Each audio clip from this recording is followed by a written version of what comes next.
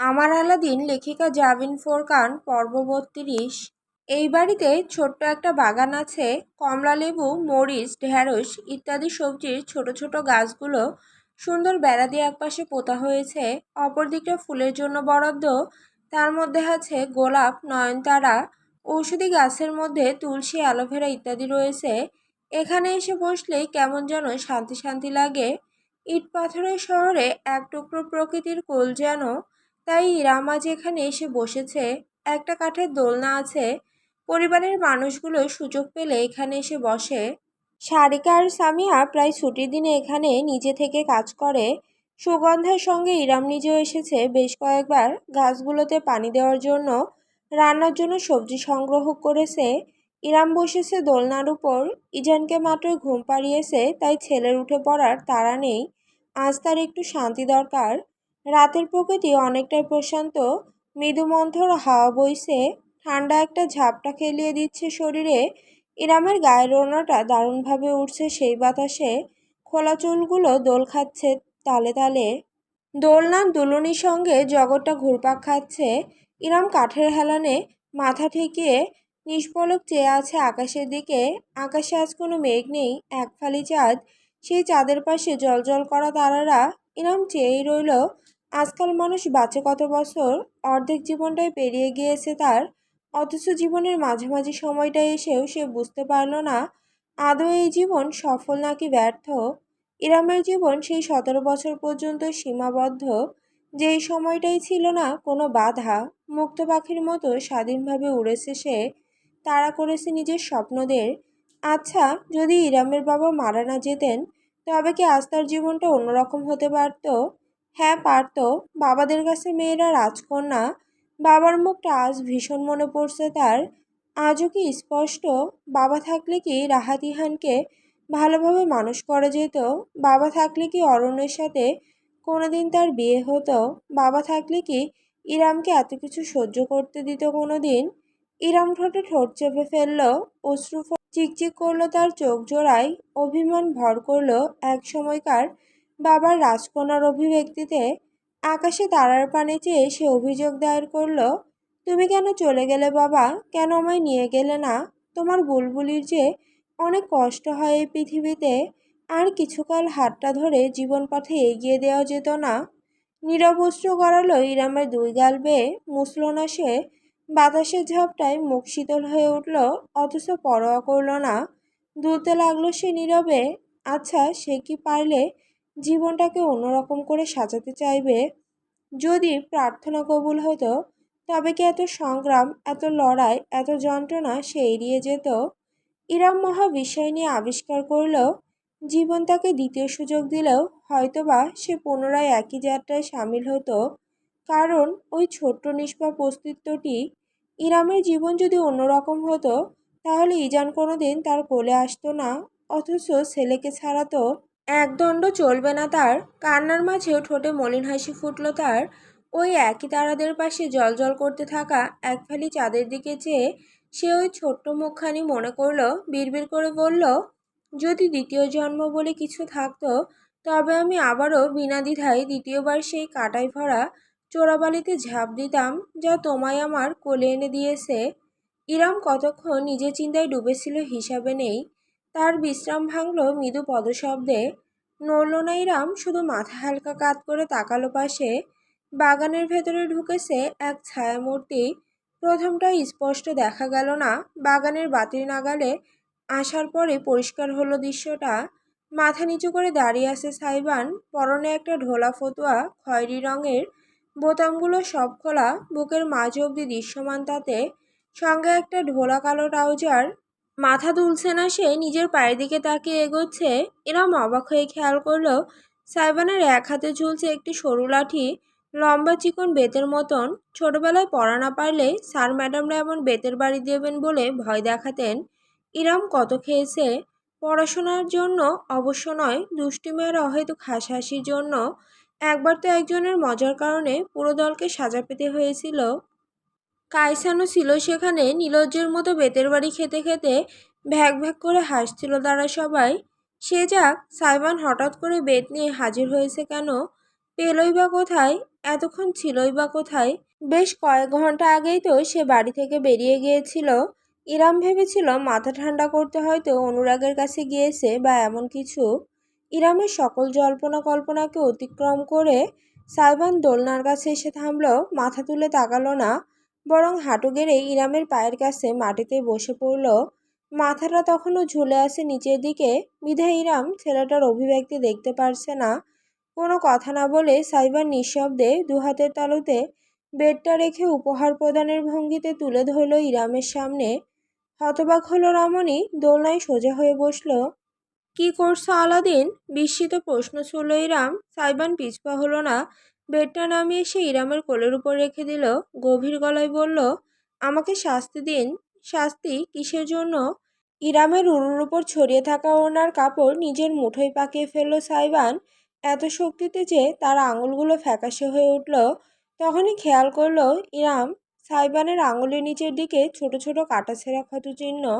সাইবান এগিয়ে এসে ইরামের হাঁটুতে নিজের কপাল ঠেকালো, কাঁপা কাঁপা কণ্ঠে ফিসফিস করে বলল, আমি নিজের দিকে নিজেই তাকাতে পারছি না। এক একটা কথা, এক একটা আঘাত, এক একটা অভিযোগ বিষের মতো লাগছে। আপনি অবুঝ নন, আমি অবুঝ। আপনি স্বার্থপর কি স্বার্থপর না তাতে আমার কিছু যায় আসে না। আপনার সব কিছুই আমার কবুল।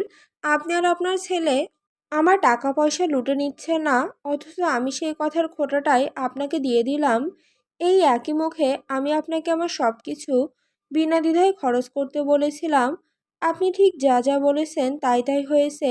আমি সত্যি তেমনটাই হয়ে গিয়েছি যেমনটা আপনি ভবিষ্যৎবাণী করেছিলেন। আমি নিজেকে বদলাতে পারলাম না, আলাদা প্রমাণ করতে পারলাম না, কিন্তু বড়াই করে সেদিন বলেছিলাম মায়া বসে গেলে পুরুষ নাকি পুরাতন জামাকে আগলে রাখে। অথচ আমি ঠিকই সুযোগ পেয়ে আপনাকে কাদায় ঠেলে ফেললাম। এই জঘন্য অপরাধের জন্য আমায় শাস্তি দিন। প্লিজ আমায় আঘাত করুন, ক্ষতবিক্ষত করুন, চড় দিন, গালাগাল দিন, কিছু একটা করুন, অন্তত করুন। আমি বইতে পারছি না আর এই গ্লানি। দোহাই লাগে আপনার, আমাকে আঘাত করুন, শাস্তি দিন। ইরাম স্তম্ভিত হয়ে থাকলো। এহেন সাইবানকে সে কল্পনাও করেনি। হুট করে কয়েক সেকেন্ডের জন্য মনে হলো এই সাইবান বর্তমান সাইবান নয়, এ যেন সেই ছোট আলাদিন যার প্রতি আজও ইরামের অগাধ মায়া। তাই নড়তে পারল না সে, নিজের কোলের বেতের দিকে তাকিয়ে থাকলো। এই ছেলেটা কি পাগল? সে কি ভেবেছে সে সত্যি তাকে আঘাত করতে পারবে? ইরাম নড়চড় করছে না দেখে সাইবান নিজেই বেডটা আঁকড়ে ধরল। আপনি না পারলে আমি নিজেই নিজেকে শাস্তি দেব। আমি সম্পর্কে তৃতীয় ব্যক্তিকে ঢুকিয়েছি। এত এত সাইনের পরও আমি অন্ধের মতো হাতড়ে বেরিয়েছি। আমার দোষটা কোথায়? আমি আপনার ব্যক্তিগত বিষয় অন্যের সঙ্গে শেয়ার করেছি। আপনার প্রাইভেসির প্রতি এক বিন্দু গুরুত্ব দিয়েই আমি আমি আমি এক সেকেন্ডের জন্য হলেও আপনার সঙ্গে তিতলিকে তুলনা করেছি। শেষ কথাটা মুখে বলতে পারল না সাইবান, কিন্তু তার অন্তরে তা বাজলো দামামার মতন। মুখ না তুলেই বেডটা তুলে ধরল সে। নিজের প্রতি তীব্র ঘৃণার আক্রোশে শরীর কাঁপল তার। বেডটা দিয়ে নিজেই কাঁধে আঘাত করলো সে সজোরে, কিন্তু একটা বেশি আঘাত দেওয়া সম্ভব হলো না। ইরামের হাত চেপে ধরে ফেললো তার হাতটা, বেডটা টেনে হিঁচড়ে কেড়ে নিয়ে ঘৃণিত বস্তুর মতো দূরে ছুঁড়ে ফেলে দিল। যেন সাইবান নাগাল না পায়, ধমক দিল জোর গলায়, স্টপ ইট আলাদিন। সাইবান তৎক্ষণাৎ মুখ গুজে রইল ইরামের হাঁটুতে। সেই তখন থেকে সেইভাবেই বসে আছে, একবারের জন্য মুখ তোলেনি। নিজেকে আঘাত করলেই যেমন অপরাধবোধ মেটে না, তেমন কাউকে শাস্তি দিলেই কৃতকর্ম মুছে যায় না। What is done is done, ধীরকণ্ঠে বলল ইরাম। সাইবানের পাগলামি তাকে অতিমাত্রায় বিহ্বল করে তুলেছে। এমন সময় জিনিসটা টের পেল রমণী। তার হাঁটুর দিকটা কেমন ভেজা ভেজা লাগছে, মনে হচ্ছে কাপড় ভিজে উঠছে ক্রমশ। থমকালো সে, প্রসারিত দৃষ্টিতে দেখল সাইবানের অত বড় সুঠাম শরীরটা তিরতির করে কাঁপছে। বাতাসের ঝাপটায় যেমন গাছের পাতা কাঁপতে থাকে, ঠিক তেমন করে বুঝতে বা কিছুই বাকি রইল না ইরামের। বুকের ভেতর জলশ্বাস অনুভব করলো সে, দুহাত বাড়িয়ে দিল, আলতো করে নিজের হাতের আঁচলায় তুলে নিল সাইবানের মুখখানি। খানিকটা জোর খাটিয়ে মুখটা উঁচু করে দৃষ্টি মেলালো নিজের সঙ্গে। অবশেষে সত্যি প্রমাণিত হলো তার অনুমান। সাইবানের গভীর কালো দুই চোখ ভর্তি অশ্রু, স্রোতস্বিনীর ন্যায় বয়ে চলেছে দুই গাল বেয়ে। সমস্ত মুখটা ভিজিয়ে তুলেছে অশ্রুর বন্যা। চোখের পাতা কাঁপছে, কালচে পাপড়ির ভাঁজে ভাঁজে শিশিরের মতো চিকচিক করছে অশ্রুকণা। একগুচ্ছ চুল লেপ্টে আসছে কপালে, ঢেকে ফেলেছে আইব্রো পিয়ার্সিং। পুরো ঠোঁটগুলো লালচে দেখাচ্ছে, যেন অনেকক্ষণ যাবৎ কামড়ানোর ফলে সমস্ত চামড়ায় উঠে গিয়েছে। দৃশ্যটা দেখে ইরাম তীব্র বেদনা অনুভব করল। এতটা অসহায়ত্ব ওই চেহারায়, এতটা মায়া, এতটা আবেগ, যা এই সুঠাম শক্তিশালী শরীরের অধিকারী পুরুষটির সঙ্গে একদমই মানায় না। ইরামের মনে হলো সে 10-12 বছরের ছোট আলাদিনকে দেখছে, যার কান্নায় অবধি তারার দেখা পাওয়া যেত। এখনও ঠিক তেমন করেই রাতের আকাশে তারার প্রতিফলন ভাসছে সাইবানের অশ্রুসজল চোখের প্রতিফলনে। নিজে দুই গালে রাখা ইরামের হাতের ওপর হাত রাখল সাইবান। মৃদু আর্তনাদ তুলে আশঙ্কা নিয়ে শুধালো, আপনি কি আবারও আমাকে ছেড়ে চলে যাবেন ইরাম আপু? কেন যেন আর সইতে পারল না ইরাম, সাইবানকে মুখ ধরে টেনে তুলল। দোলনাটা দুলে উঠল যখন সাইবান হাঁটুতে ভর দিয়ে উঁচু হতে বাধ্য হলো। দোলনায় বসা ইরাম আর মাটিতে হাঁটু টেনে টানটান হয়ে থাকা সাইবানের মুখ এখন সমানে সমান আছে। একে অপরের বিপরীতে নুয়ে নেই সে। ইরামের চোখ জোড়া ছলছল করে উঠল। তারপরই সে সাইবানের ঘাড়ে হাত রেখে নিজের অতীব কাছে টেনে নিল। ছেলেটার সঙ্গে তার বহুল শারীরিক পার্থক্য। হাঁটু গেড়ে বসে থাকার পরেও ফোলা বাহু, শক্তিশালী মাংসপেশি এবং ভারী শারীরিক গঠনের কারণে পাতলা ফিনফিনে ইরাম তার সামনে কিছুই না। তবুও রমণী এক শক্ত ভিত্তির মতো করেই তাকে কাছে টেনে নিল। চিকন দুই বাহু জড়িয়ে ফেলল সাইবানের শরীরে, সোজা আগলে নিল বুকের মাঝে। সাইবান প্রথমটায় বুঝল না কি হচ্ছে। তার মস্তিষ্ক যেন কাজ করছে না, অথচ উষ্ণতাটুকু ঘিরে ধরার সঙ্গে সঙ্গে সে নিজেকে এলিয়ে দিল। ইরামের পাতলা শরীর নিজের পুরুষালী দুই বাহুর মাঝে বেঁধে ফেলল শক্তভাবে। মাথাটা রাখলো অর্ধাঙ্গিনীর কাঁধে, টপ টপ করে অশ্রু গড়ালো তার এই নিরাপদ এবং উষ্ণতম আশ্রয় মাঝে। ইরামের কাঁধের কাপড় ভিজে উঠতে লাগলো নতুনভাবে, অথচ কারো কোনো পরোয়া নেই। বিলীন তারা একে অপরের আলিঙ্গনে। ইরামের কাঁধে মুখ গুজে ফুঁপিয়ে গেল Saiban, I'm sorry, I'm so sorry my precious, I'm sorry to my Aladdin. সাইবানের পিঠে হাত বুলিয়ে দিল ইরাম, তার নিজের চোখ জোড়াও কেন যেন ভিজে উঠছে। অপর হাতটা স্বামীর মাথায় ঠেকিয়ে আলতোভাবে চুলে আঙুল বুলিয়ে সে শান্ত করতে চাইল বাঁধ ভাঙা এক অশান্ত সত্তাকে। সাইবানের কানের কাছে মুখ নিয়ে সে বারবার ফিসফিস করে বলে গেল, আমারও বোঝা উচিত ছিল, ওইভাবে রেগে মেগে তোমার সাথে কথা বলা উচিত হয়নি। ঠান্ডা মাথায় কথা বললে হয়তো তুমি বুঝতে পারতে, কিন্তু আমি নিজের মেজাজ ঠিক রাখতে পারিনি, ঠিক যেমনটা পারিনি আমার কুচুপু হাসপাতালে ভর্তি হওয়ার পর। বিশ্বাস করো, ওকে হাসপাতালের বিছানায় দেখে আমি কিছুতেই নিজের মাতৃ অন্তরকে বোঝাতে পারিনি। তোমার মুখটা দেখলেই মনে হতো তুমি আমার সন্তানের ওপর বিপদ বয়ে এনেছো। তোমার আজে বাজে কাজের জন্য আমার বাচ্চা সংকটে পড়েছে। তাই সেদিন ওভাবে সবার সামনে দ্বিতীয় চিন্তা না করেই চড় দিয়েছিলাম। আর আজকেও তোমার কলার ধরে চিৎকার করেছি, আম সরি। হুম, আমাকে ধরে আরও 2টা চড় দেওয়ার দরকার ছিল আপনার। ইরামকে দ্বিগুণ শক্তিতে জড়িয়ে ধরল সাইবান। এতটাই ধীর সেই বাঁধন যে রমণীর নিঃশ্বাস প্রশ্বাস নিতেও কষ্ট হয়ে গেল। কিন্তু সে সাইবানকে সরালো না, ধরতে দিল। ক্রমাগত হাত বুলিয়ে গেল সমস্ত অস্তিত্বে। সাইবান ফুঁপিয়ে বলল, আমাকে চড় দিন, কলার ধরে ঝুলে থাকুন, দরকার হয় কান ধরে উঠবস করান, উঠতে বসতে গালাগাল করুন, সবার সামনে কানমলা দিন, অপমান করুন, তবু আমাকে ছেড়ে যাবেন না প্লিজ। সাইবান আজ অত্যন্ত আবেগে কথা বলছে। ইরাম তাই বুঝতে পারল না সে দীর্ঘ বাস্তবতা ভেবে বলছে নাকি স্রেফ অপরাধবোধ থেকে। বেশি ভাবার চিন্তাও করল না সে। এমন মুহূর্তগুলো ভীষণ সেন্সিটিভ আর অরক্ষিত হয়।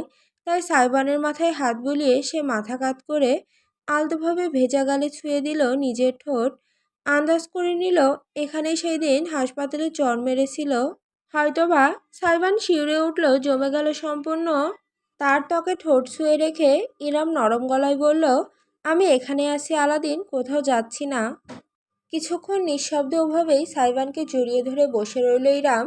দোলনা দুলল খুবই আস্তে, তবুও সাইবান নিজের আলিঙ্গন থেকে তাকে মুক্ত করল না। কিছুক্ষণ সময় পর ইরাম নিজে থেকে নিজেকে একটুখানি ছাড়িয়ে নিজের ওড়না তুলে ধরল। দেখি দেখি, এভাবে কেউ কাঁদে নাকি? তুমি কি আমার কুচুপুর মতো বাচ্চা নাকি? সাইবানের ঘাড়ে আলতোভাবে হাত রেখে ওনার প্রান্ত দিয়ে ভেজা মুখটা মুছিয়ে দিল ইরাম। চোখ বুজে ফেলল সাইবান, নিঃশব্দে অনুভব করলো শুধু। ইরাম মুগ্ধ নয়নে দেখল কেমন বাচ্চার মতো দেখাচ্ছে তাকে। চোখের পাতা অতি যত্নে মুছে নিয়ে অবশেষে ইরাম বলল, আর কাঁদবে না, তোমার গেঞ্জিগিরির সাথে কান্নাকাটি মানায় না। এবার ভ্রুকুচকে চোখ খুলল সাইবান, এমন অবস্থায়ও প্রতিবাদ করতে ভুলল না। জেনজি, হা হা হা, ওই হলো, জেনজি গেঞ্জি একই জিনিস। ইরামের মোলায়েম হাসির দিকে এক নাগাড়ে চেয়ে রইল সাইবান। তার চোখ জোড়া কান্নার কারণে হালকা লাল হয়ে উঠেছে। ঠোঁট জোড়া ফুলিয়ে সে হঠাৎ বলে বসল, আপনি আমার এক গালে চুমু দিলেন কেন? ইরামের হাসি উবে গেল। ফ্যালফ্যাল করে তাকিয়ে রইল সে সাইবানের দিকে। উজ্জ্বল শ্যামলা গালে লালিমার পরত পড়ল। ছেলেটা কি রাগ করলো? অথচ তাকে সম্পূর্ণ আহাম্মক প্রমাণ করে সাইবান মুখ ঘুরিয়ে নিজের আর একটা গাল দেখিয়ে বলল, আর এক গালেও দিন, না হলে বিয়ে হবে না আমার। ভ্রু কপালে উঠে গেল ইরামের। এক গালে থাপ্পড় দিলে বিয়ে হয় না শুনেছি, চুমু কবে থেকে? তাছাড়া তুমি অলরেডি বিবাহিত। তো কি হয়েছে? আমি কোনো রিস্ক নিতে পারবো না। আমার আরেকটা লাগবে, না হলে যেটা দিয়েছেন সেটা ফেরত নিন। মহা বিপাকে পড়ে গেল ইরাম। চুমু আবার কিভাবে ফেরত নেওয়া যায়? মুখ সরিয়ে সে বলল, তোমাকে থাপ্পড়ও তো একটা দিয়েছিলাম, আর একটা দিন। সত্যি সত্যি সাইবার নিজের অপর গালটা এগিয়ে দিল। ভ্যাবাচাকা খেয়ে গেল ইরাম। এতদিন ভাবতো ছেলেটা আধ পাগল, কিন্তু আজ নিশ্চিত হলো এটা পুরোটাই পাগল। সাইবানের বাড়িয়ে দেওয়া গাল আর চোখের ওই সুগভীর দৃষ্টি লক্ষ্য করে ইরাম কেন যেন নিজেকে ঠিক নিষ্ঠুর হতে দিতে পারল না। হাত তুলল সে ঠিকই, কিন্তু থাপ্পড় দেওয়ার জন্য নয়। খানিক দ্বিধা নিয়ে সে আস্তে করে ঝুঁকে এলো। সাইবানের মাথার এক পাশ ধরে একদম আলতো করে নিজের ঠোঁট ছুঁয়ে দিল গালের মাঝে। শীতল বাতাস ঝাপটা দিয়ে গেল শরীরে। খোলা চুলগুলো উড়ে পড়ল সাইবানের চেহারায়। শক্ত একটি ঢোক গিলল ইরাম। এতেই হবে, তাই না? সরে যেতে চাইল সে, কিন্তু পারল না। সাইবানের একটি হাত জড়িয়ে গেল ইরামের মাথার পেছনে। ফিসফিস করে সে বলল, এবার আমার পালা। তৎক্ষণাৎ মাথাঘাত করে ইরামের গালে নিজের ঠোঁট ছুঁয়ে দিল সাইবান। অর্ধাঙ্গিনীর মতো আলতো স্পর্শ নয়, তার অধর ছুঁয়ে গেল অত্যন্ত গভীরভাবে। ইরাম কেঁপে উঠল। অজান্তেই সাইবানের কাঁধ খামছে ধরে ফেলল। দৃষ্টি ঝাপসা হয়ে এলো তার অনুরণে। সাইবান তার গালে থেমে নেই, ছোট ছোট চুমুর বর্ষণ ঘটিয়ে দিচ্ছে সে ইরামের সমস্ত মুখে। বিশেষ করে কানের নিচে আলতোভাবে কামড় দিতে যেন ভালোবাসে সে। হালকা জ্বলুনি টের পেয়ে হিসিয়ে উঠল ইরাম। শক্তভাবে চোখ বুজে ফেলল। ক্ষণিকের জন্য মনে হলো প্রতিবারের মতো এবারেও সাইবানকে ঠেলে দূরে সরিয়ে দেবে কিনা। অথচ আজ এই মুহূর্তে কেন যেন সেই ইচ্ছাটা হলো না ইরামের। হতবিহ্বল হয়ে তার হৃদয় আবিষ্কার করলো এই ছোঁয়াতে তার আর খারাপ লাগছে না। অতীতের স্মৃতি তাড়া করছে না। কেমন যেন পবিত্রতা, স্নিগ্ধতা এবং যত্ন ঘেরা সাইবানের প্রতিটি ছোঁয়ায়। অরণ্যর একেবারেই বিপরীত। জোর খাটাচ্ছে না সে, তাগিদও দিচ্ছে না। কিন্তু ইরামের অস্বস্তি হচ্ছে না, বরং বুকের মাঝে উষ্ণতা ভর করেছে। দুর্বল হয়ে গেল রমণীর শরীর। মন এবং মস্তিষ্কের দোটনায় ভুগল। তবে আজ প্রথমবারের মতো ইরাম মনকে খানিক প্রশ্রয় দিল। কেন তা নিজেও বলতে পারবে না। সাইবানের দুই বাহু ইরামের কোমরে জড়িয়ে গিয়েছে। কাছে টেনে নিতে চাইছে যেন নিজের। ইরাম বাধা দিতে পারল না খুব বেশি। অজান্তেই যেন সে সমর্পণ করে ফেলেছে।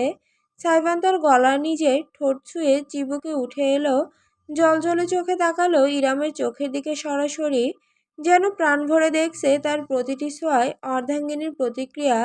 ইরাম বন্ধ চোখ খুলে তাকাতেই সাইবানকে সরাসরি ওইভাবে চেয়ে থাকতে দেখে লজ্জা পেয়ে গেল। তার সমস্ত মুখে লালিমা ছেয়ে গেল। তার ত্বকের বিপরীতে তির্যক হাসল সাইবান। আপনি জানেন বাংলার চাইতে সেক্সি কোনো ভাষা দুনিয়ায় নেই। ভ্রু কুঁচকে ফেলল ইরাম। বুঝতে পারেনি সাইবানের সমস্ত চেহারায় সেই চিরায়ত দুষ্টুমিতে ফিরে এলো। সামান্য একটু সরে সে বৃদ্ধাঙ্গুলে ইরামের ঠোঁট স্পর্শ করল। আলতো আছে আঙুল বুলিয়ে আবেশিত গলায় বলল, ইংরেজিতে ABCD, বাংলায় আ ই উ ও। আপনার কণ্ঠে বাংলাটা দারুণ মানাবে। ইরামের মুখ আর লাল আপেলের মধ্যে বর্তমানে কোনো পার্থক্য নেই। দিব্যদৃষ্টি থাকলে হয়তো স্ত্রীর কান বেয়ে ধোয়া বেরোতেও দেখতে পেত সাইবান। হেসে ফেলল সে। ঝুঁকে এলো ইরামের ঠোঁটের দিকে। হৃৎপিণ্ড ঘোড়ার গতিতে ছুটতে শুরু করলো তার।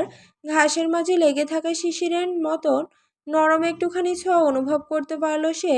নিজের ঠোঁটের বিপরীতে ইরামের নরম ঠোঁটের তপ্ততা। তারপর হুট করেই থমকে গেল সে। ইরাম তার চিবুক ধরে এক ঝটকায় দূরে সরিয়ে দিল। হতভম্ব হয়ে রইল সাইবান। ইরামের চোখের দৃষ্টিটা কেমন ধারালো হয়ে উঠেছে। তোমার ঠোঁটে কি হয়েছে, জিভ বের করো দেখি। এমন মুহূর্তেও মজা নিতে ছাড়ল না সাইবান। বাঁকা হেসে বলল, হে হে নটি গার্ল, স্বামীর জিভ দেখতে চাই। বিরক্তি নিয়ে বৃদ্ধাঙ্গুলে নিজেই সাইবানের ঠোঁট চেপে ধরল ইরাম। মুখ খুলতে বাধ্য হলো ছেলেটা। তাতে জিভের ডগায় হালকা ক্ষত স্পষ্ট হলো, হাতুর আঙুলেও ক্ষতের দাগ। এই ছেলে ছিলটা কোথায়? দারুণ চিন্তা ভর করলো ইরামের মাঝে। আগে তোমার ট্রিটমেন্ট দরকার, পরে সব কথা। সাইবান বোধহয় প্রতিবাদ স্বরূপ কিছু বলতে যাচ্ছিল, কিন্তু পারল না। একটা মেয়েলি কণ্ঠ ভেসে এলো অদূর থেকে। আপা, যা হওয়ার হইছে। বেড়া মানুষ মানেই বজ্জাত। বজ্জাতদের জন্য শোক কইরা লাভ নাই। আসেন, আপনি আমি মিলা চা। বাগানের ভেতর হেলে দুলে ঢুকলো সুগন্ধা। সে মূলত বেশ অনেকক্ষণ আগে ইরামকে এদিকে আসতে দেখেছিল। আজ বাড়ির ভেতর যা হলো, তারপর মেয়েটার মন খারাপ থাকা স্বাভাবিক। এতক্ষণ বাদেও যখন ফেরেনি, তখন সুগন্ধা ভাবলো একটু ইরামকে সঙ্গ দিয়ে মন ভালো করার চেষ্টা করা যাক। অথচ চোখের সামনে দৃশ্য তাকে বরফখণ্ডে পরিণত করলো পুরোপুরি। দোলনায় বসে আছে ইরাম, সামনে হাঁটু গেড়ে বসে আছে সাইবান, তার ঠোঁটের ভেতর ইরামের বৃদ্ধাঙ্গুল। দৃশ্যটা অতিমাত্রায় ব্যক্তিগত। সুগন্ধাকে দেখে ঝটকা দিয়ে দূরে সরে গেল ইরাম। সাইবান ছিটকে গেল মাটিতে। জরিনা রাম্বা সকিনা! সাইবানের হুঙ্কারে বুঝি জগৎ কেঁপে উঠল। হাই ভগবান, রক্ষা করো! বিপদ টের পেয়েই সুগন্ধা উল্টো ঘুরে দে ভো দৌড়। সাইবার নিজের পায়ের স্যান্ডেল খুলে লাফিয়ে উঠে পিছু নিল মেয়েটার। দূর থেকেই স্যান্ডেলটা নিশানা করে ছুঁড়ে মারল। লাফিয়ে ছিটকে গেল সুগন্ধা। আম্মাজান, ভাইজানের উপর অসুর ভর করেছে। দুর্গন্ধ! আজকে তোর একদিন কি আমার একদিন। চুলের মুঠি ধরে এমন ধাক্কা মারবো, নাগিনের নাক ছুটে যাবে তোর। সুগন্ধার পিছনে তাড়া করে বাড়ির ভেতর ঢুকে গেল সাইবান। ভেতর থেকে ধূপধাপ শব্দ আসতে লাগলো। ইরাম দোলনায় থম মেরে বসে থাকলো। বুক কাঁপছে তার এখনো। সুগন্ধার সরালা একটি চিৎকার ভেসে এলো। তারপরেই সাইবানের বৈশাসিক অট্টহাসি। মেয়েটাকে তাহলে বাগে পেয়ে গিয়েছে। ইরাম না পারতে মাথা ঝাঁকিয়ে মুচকি হাসলো। দোলনা থেকে উঠে পায়ে পায়ে হেঁটে চলে গেল বাড়ির ভেতর। পরের দিন সকাল নাস্তা শেষে আহমদ বসেছেন টিভির সামনে। চ্যানেল বদলাতে বদলাতে একটি সংবাদ চ্যানেলে গিয়ে থামলেন তিনি। গমগম কণ্ঠস্বরে ভরে উঠল বাড়ির লিভিং রুম। গতকাল রাতে রাজধানীর বনানী এলাকায় একটি বাড়িতে গ্যাস সিলিন্ডার বিস্ফোরণের ঘটনা ঘটেছে। এলাকাবাসীর বরাত দিয়ে জানা যায়, রাত 8:30 নাগাদ তারা পরপর কয়েকটি বিকট বিস্ফোরণের আওয়াজ শুনতে পান। এই ঘটনায় সমস্ত বাড়িতে আগুন ছড়িয়ে পড়লে ফায়ার সার্ভিসের দ্রুত আগমনের কারণে 2 ঘন্টার মধ্যেই পরিস্থিতি নিয়ন্ত্রণে চলে আসে। সেই সময়ে বাড়িতে কেউ উপস্থিত না থাকায় কোনো প্রাণহানি ঘটেনি। সম্পদের ক্ষয়ক্ষতি এখনও নির্ণয় করা যায়নি। সংবাদ পাঠিকা অনুভূতিহীন যান্ত্রিক কণ্ঠে পড়ে যাচ্ছে। সঙ্গে টিভিতে ভাসছে কিছু ধারণকৃত ফুটেজ দৃশ্য। আহমেদ টিভির চ্যানেল হুট করে বদলে দিয়ে বললেন, আজকাল টিভির সামনে বসলেই শুধু মন্দ নিউজ। অপরদিকে টেবিলে বসে সবজি কাটতে থাকে ইরাম, ভ্রুকুচকে আর চোখে তাকালো এক প্লেটে 3-3টে ডিম আর ইয়া বড় বোতল ভর্তি প্রোটিন শেক নিয়ে বসা সাইবানের দিকে। একটি ডিম চিবুতে চিবুতে সে বলে উঠল, সবসময় ভালো লোকের সাথেই মন্দ হয়, ব্যাপারটা এমন না বলো। মন্দ লোকের সঙ্গেও মন্দ হওয়া সম্ভব, তাই না ড্যাড?